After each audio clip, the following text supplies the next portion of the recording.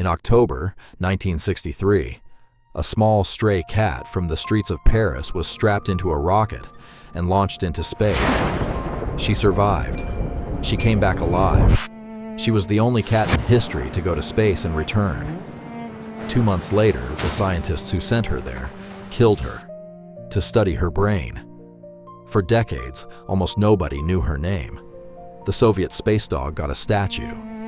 The American chimpanzee got a parade. Felicette got a postage stamp with the wrong name on it. This is her story, and it is long overdue. Paris, early 1963. The French space agency CERMA needed a cat, not a pet, a subject. 14 female strays were collected from the streets. They were put through months of training, centrifuge sessions that pressed their small bodies into seats at forces designed to simulate a rocket launch, compression chambers, noise simulations, hours locked alone in capsules the size of a carry-on bag. The scientists made a rule: no names. Attachment was a liability. The cats were given numbers. The cat that would eventually go to space was called C341. She was small, around 5 pounds, described in the records as calm under pressure, which, for a stray cat subjected to centrifuge training, is either extraordinary resilience or something too sad to name. Electrodes were implanted in her skull to measure neural activity during flight. She did not get a say in any of it. October 18, 1963, Hammaguir Launch Base, Algerian Sahara, 3 a.m. The Veronique AGI-47 rocket stood on the pad in the silence of a desert night. Inside the nose cone, in a capsule smaller than a suitcase, C341 was sealed in.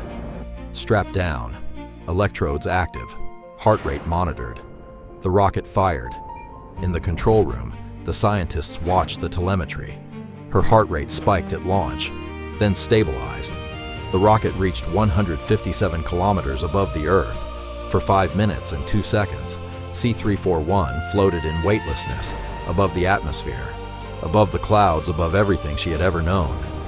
The capsule separated. The parachute deployed.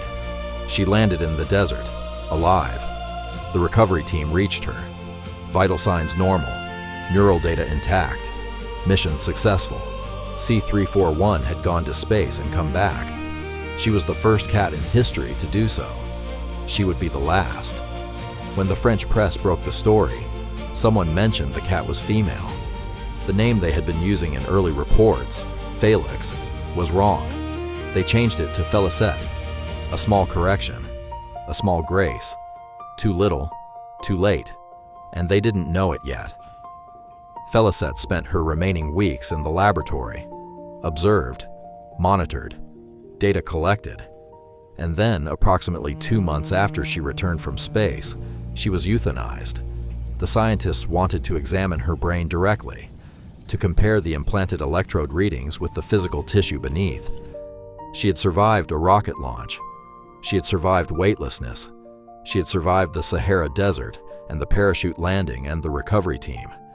She did not survive the scientists who sent her there.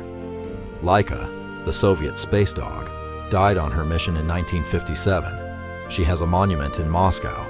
Ham, the American chimpanzee, flew in 1961.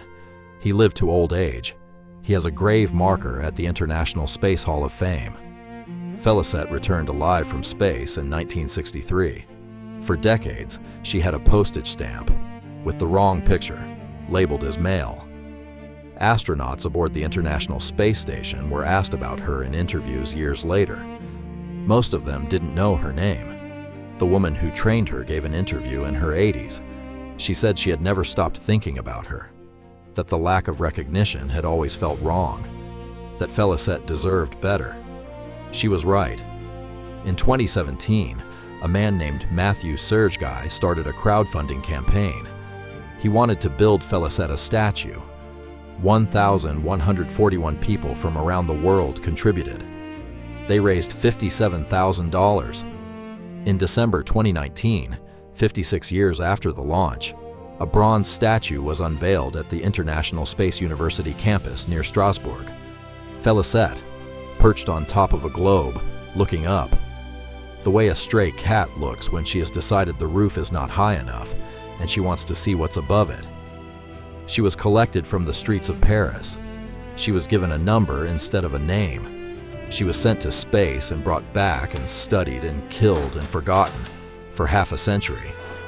And then, finally, the world remembered, 56 years late. But they remembered. She went further than any cat had ever gone and came home to nothing. Catspiracy. They were always reaching the places we sent them. We just never paid attention.